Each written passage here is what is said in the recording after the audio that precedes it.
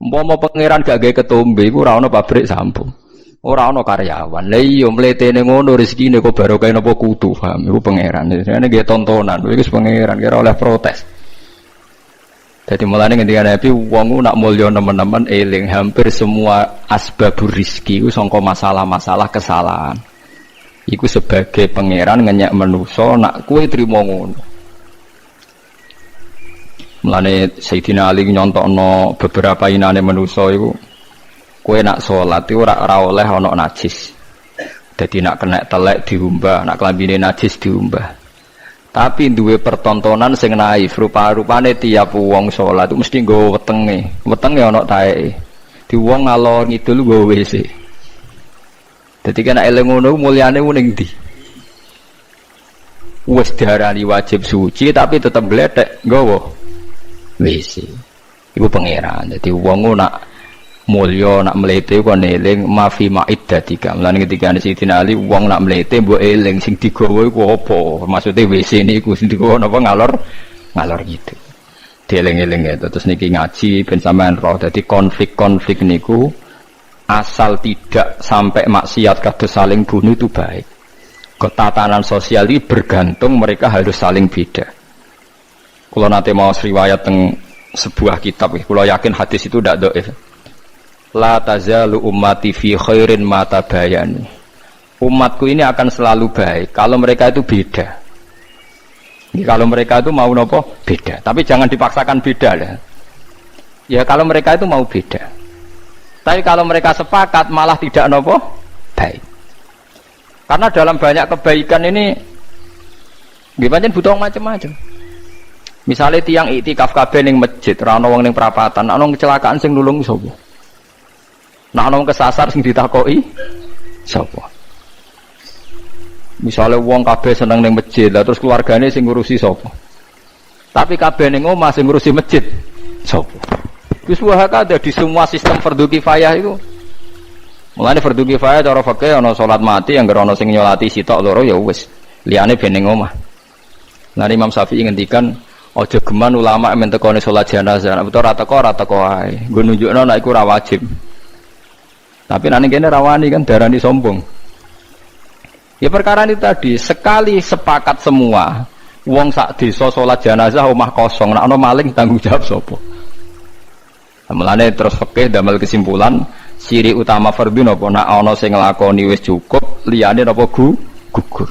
Mergo kuwatir bahaya nek semuanya melakukan hal itu.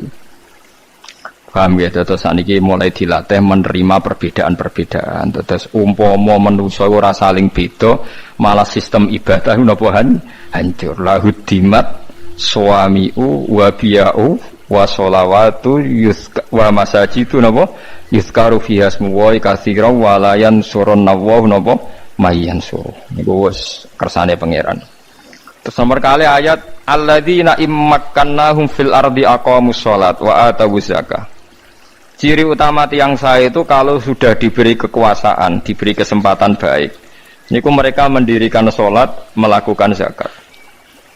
Terus wa amaru bil ma'ruf wa nahu 'anil munkar. Mau melakukan perintah bil ma'ruf wa nahu 'anil munkar. Lah ini yang agak sensitif kula terangno nggih masalah amar ma'ruf nahi munkar. Niki dawuh Ibnu Khaldun nggih, kula kutip. Biar sampean enggak jadi ekstremis tapi ya juga tidak jadi pemalas. Ngeten nggih masalah amar ma'ruf nahi munkar. Amrun itu maknane urusan nggih. Amrun maknane apa? Urusan. Manhiyun mungkar maknane aneh. Jadi mungkar maknane apa? Aneh. Mulane darani ma'ruf dikenal nggih. Ma'ruf maknane apa? Dikenal. Mungkar maknane aneh. Iki rungokno tenan nggih. Kula baleni malih nggih. Kaya wong dikeloni ra bojone kan aneh, ra bojone kok ngeloni, berarti mungkar. Wong ngeloni bojone wajar, dikeloni bojone dhewe. Wong nganggo sepeda montore dhewe wajar, ma'ruf. Wae wong kok dienggo tanpa pamit dijupuk, aneh, napa? Mungkar. Sebab itu ma'ruf dan mungkar itu aslinya enggak butuh syariat, mau butuh fitrah manusia. Nah, kata Ibnu Khaldun, sebetulnya nahi mungkar itu tidak kok kamu ketemu orang maksiat terus kamu paksa kamu jangan melakukan itu. Itu tidak harus begitu. Bisa surahnya itu intiha anil mungkar. Misalnya begini nih yang dicontohkan ya. Ini kalau kutip dulu ya hadis ini. Mar amin kumungkaron falyughayyirhu biyadihi fa illam yastati fa bilisanihi fa illam yastati fa biqalbihi. Terus wa dzalika ataful iman. Begini cara gambarkan. Dulu itu pernah ada kelompok ekstremis di mana dia itu minoritas sekali melawan dinasti yang kuat. Zaman pemerintahan Abbasiyah, Fatimiyah macam-macam. Akhirnya dihukum gantung. Walhasil akhirnya mati sia-sia. Karena dia tanpa kekuatan mau merubah apa? Mau merubah apa? Kemungkaran. Walhasil terus banyak ulama yang menemukan hadis ma ba'asallahu nabiyyan illa fi mana'atin min qaumi. Niki rungokno tenan ya. Dan saya tidak main-main dengan fatwa ini. Allah tidak pernah ngutus nabi kecuali dari kelompok keluarga terhormat untuk menghadap, untuk cara saniki untuk supaya melindungi dari kekerasan sosial. Saya beri contoh gini, rungokno tenan nggih ben sampean ora sok pribadi. Kanjeng Nabi ku rak mangkelno cara wong kafir Mekah, tapi ora dipateni, bahkan enggak pernah dilukai. Mergo Nabi saking suku napa? Quraisy. Sementara sahabatnya karena wong biasa, Bilal disiksa, Ammar disiksa, Yasir disiksa. Tapi Kanjeng Nabi mboten. Mergo napa? Dari keluarga napa terhormat. Padahal wong Quraisy gak seneng blas mbek Nabi. Nabi Syuaib nggih ngoten. Nabi Syuaib itu kaum merah seneng, tapi ora disiksa. Perkarane cara sakniki Gus utawa ningrat. Sampai kaumnya nak muni, ya Syuaib, andekan saya tidak mempertimbangkan keluarga anda, pasti anda sudah saya siksa. Walau la rohtuka la rojamnaka, wama anta alaina bi'aziz. Walau la rohtuka, umpama ora kelompokem, kowe ora keluarga ningrat, wis tak siksa. Wama anta alaina bi'aziz, kamu itu tidak siapa-siapa. Lainnya lebih siap jawab qala arohti a'azzu alaikum minallah. Paham ini rungokno tenan. Nah, kalau begitu berarti amar ma'ruf nahi mungkar itu bergantung asobiyah, bergantung satu kekuatan, imma kekuatan legal politik, wa imma kekuatan sistem keluarga maupun sistem nopo sosial. Kalau ndak kamu akan sia-sia. Karena tidak ada nabi diutus kecuali dari kalangan apa terhormat, supaya masa-masa dakwah disalahfahami itu nggak sampai dibunuh. Gini wow kasus Nabi Syuaib kaumnya apa? Kalau apa jenenge walau la rohtuka la rojam naka wama anta alena biasis. Qala ya qaumi arohti a'azzu alaikum minallah wattakhadhtumuhu wara'akum napa dziriya. Terus saiki Nabi sinten niku Saleh. Nabi Soleh juga begitu. Nabi Soleh itu orang terhormat sehingga kaumnya bilang, qalu ya Solihu qad kunta fina marjuwan qabla hadza. Marjuwan kamu ini jadi harapan kita. Kenapa kamu sekarang aneh-aneh? Dan ini gue pengetahuan ya. Kalau begitu, terus fatwanya Imam Ghazali ben sampean ora sithik-sithik muni amar ma'ruf nahi mungkar. Terus Imam Ghazali berfatwa, la budda min rajulin min malin au adna jahin yutahassanu bihi dinu. Niki radi nyinggung santri sing nemen melarat paham, tapi gak apa-apa iki hukum. Mboten apa-apa nak menawa barokah ngaji niki sing melarat nemen-nemen dadi mboten sida paham niki mergo barokah fatwa niki. Seharusnya orang yang memegang agama itu punya adna malin, nggih punya napa? Adna malin, harta minimal. Au adna jahin utawa punya status sosial minimal yutahassanu bihi min dini supaya dia bisa membentengi agamanya. Saiki bayangno misale kowe ku melarat buruwe wong kafir sing anti Islam. Rungokno nggih, kowe melarat buruwe wong kafir sing anti Islam. Di sistem politik negara yang anti Islam, kowe iso bayangno nglakoni salat. Mboten saged kan? Bagaimanapun kita nyaman sholat di Indonesia, mergo pejabat di sholat. Kita yora buruwe wong kafir sing ngelarang sholat.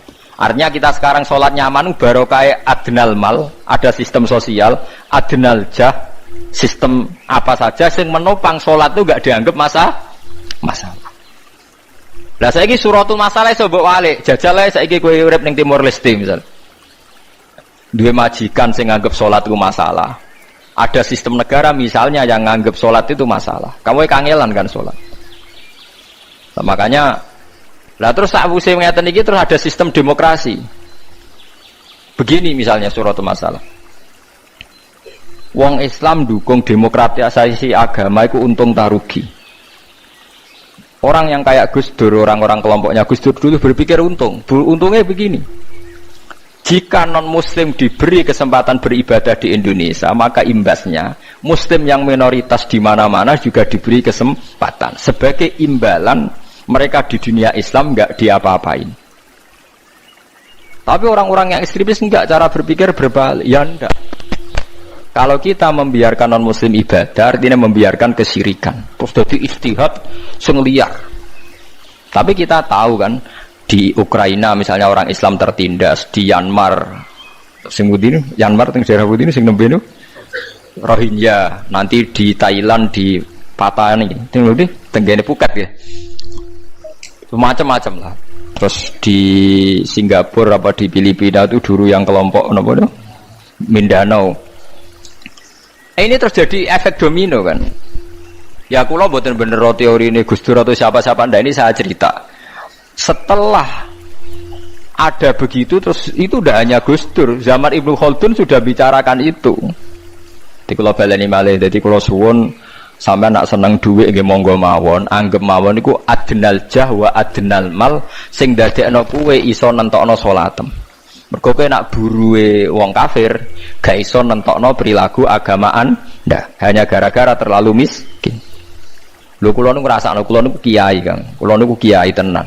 Sering dikelui santri sing melarat terus buruh teng Cina. Gus kula nu biasa Gus goreng daging babi. Niku kula cek ra tersiksa. Tersiksa kula nu nak digengken ngetro anake sekolah teng gereja. Dal kula cilik kula nu mondok. Tapi barokah melarat nasibe ngoten niku. Saya punya cerita lebih ngeri lagi. Ada temen miskin buruh, nenggone wong itu wong ya non muslim. Dia agak perilaku sosialnya kacau. Gitu. Biasanya dia mau cukup kon ngeteroni gon-gon maksiat. Suatu saat bangkrute itu tenanan. Dikai kunci mobil, pokoknya golekno paling ayu. Terone omahku, waduh, tahu ngaji Fathul Muin wong itu piye saja. Dia lagi sadar. Metu iku kula nu nangis. Gus kula niku kualat mbek hadis kadal fakru ayakuna kufrun. Fakir iku mendekati napa? Kekafiran. Mboten iki sing melarat-melarat ben tobat. Nak melarat temu ya rada musibah ben roh maksudnya. Mboten iki urusan hukum, ora kok nyinggung wong melarat. Dulu dia itu pernah janggal dengan hadis itu. Wong Nabi biasanya dawuh ahyini miskinan, kepengen melarat kok iki kok muni fakir ku mendekati napa? Kafir. Dekne janggal kok. Kok Nabi kesane arogan? Biasanya Nabi ku bilang melarat iku ora. Karena dekne melarat kepengin dibela Nabi. Dadi roh hadis kadal fakru ayakuna kufran niku janggal deh. Bareng ngalami nasib ngoten tangisan deh. Walhasil dekne metu gak kerja terus metu iku lho mbek nangis. Kualat tenan Gus. Jadi iki cerita, sampean ora usah tersinggung cerita hukum. Berarti kalau sekarang umat Islam berpolitik itu baik karena lewat partai Islam umat Islam itu nanti sholatku gak aneh. Anggap aja ben sholatku gak aneh. Kue duwe di kekuatan sistem sosial yo baik, tapi kabeh nggo jaga keberlangsungane sholat. Ora khadzun nafsi. Anggap aja di dhuwit gue ngenakno aku nak sholat ana sing nglarang, tapi nak dhuwitku gantung wong sing ora sholat iso wae aku dilarang sholat. Iku ya wis masuk alladzina immakannahum fil ardi aqamus shalah. Di kula suwun sampean sing melarat ya cita-cita wae duwe dhuwit sing dadekno gampang salat. Lah nek sampean wis betah melarat, tapi kula melarat lah salat teng mriki lancar ya alhamdulillah. Jadi kan gak masalah kan gak ada akibat apa. Tapi ki aja mikir ngono, gara-gara melarat temu wis turunan iso wae anakmu sing buruh. Sampeyan ngalami hal yang tidak kamu alami. Ya kan mungkin saja saking kowe melarat terus anak sok ben buruh di Jakarta sing roh sapa? Buruh ning wong sing ora salat.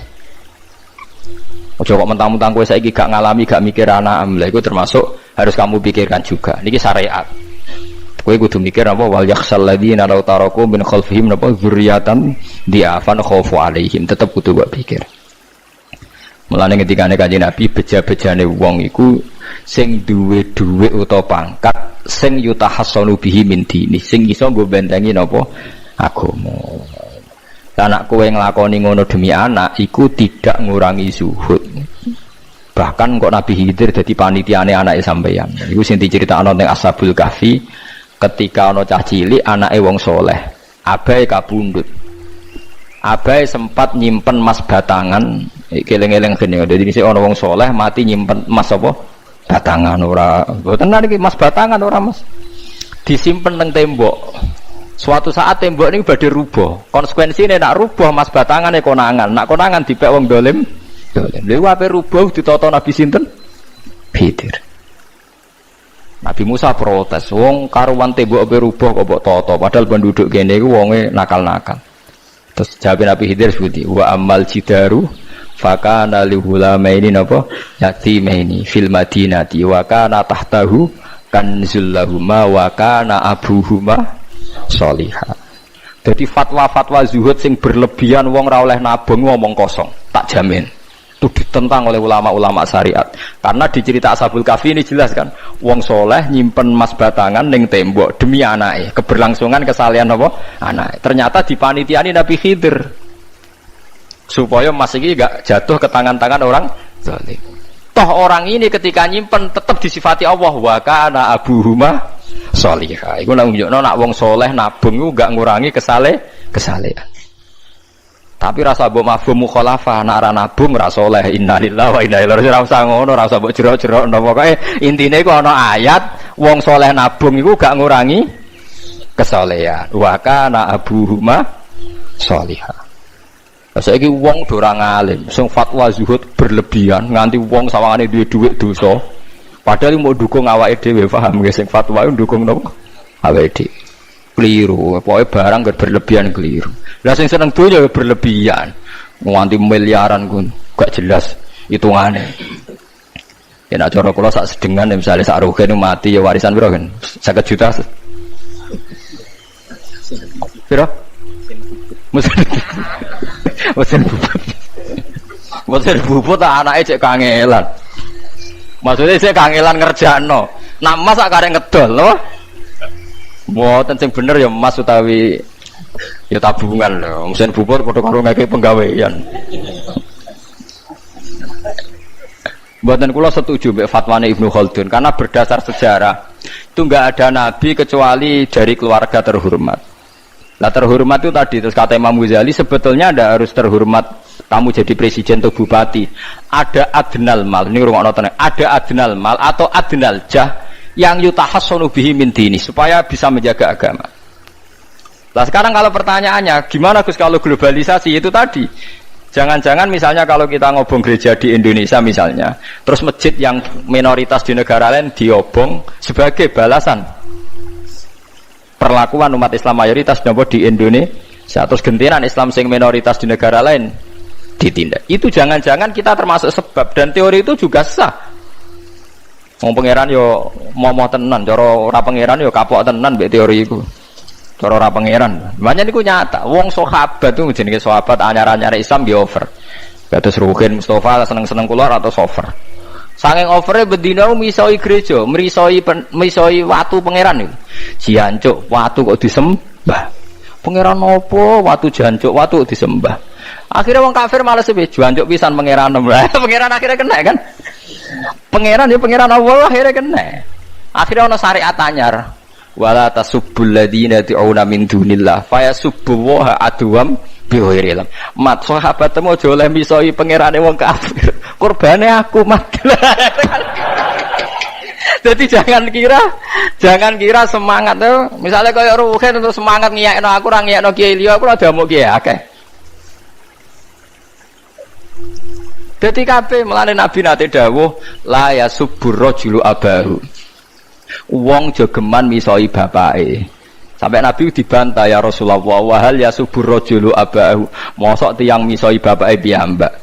Terus Nabi jawab ya subbu abar rajuli fa yasubbur rajulu abahu. Ya misoi bapake wong, akhire bapake dekne dipisoi. Ya mau misoi pangerane wong, akhire pangeranem dipisoi. Lah pangeranem ku sapa ora Allah kan?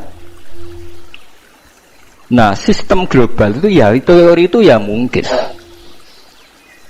Jadi kalau Anda berbuat baik sama agama lain, mungkin agama lain berbuat baik sama kita.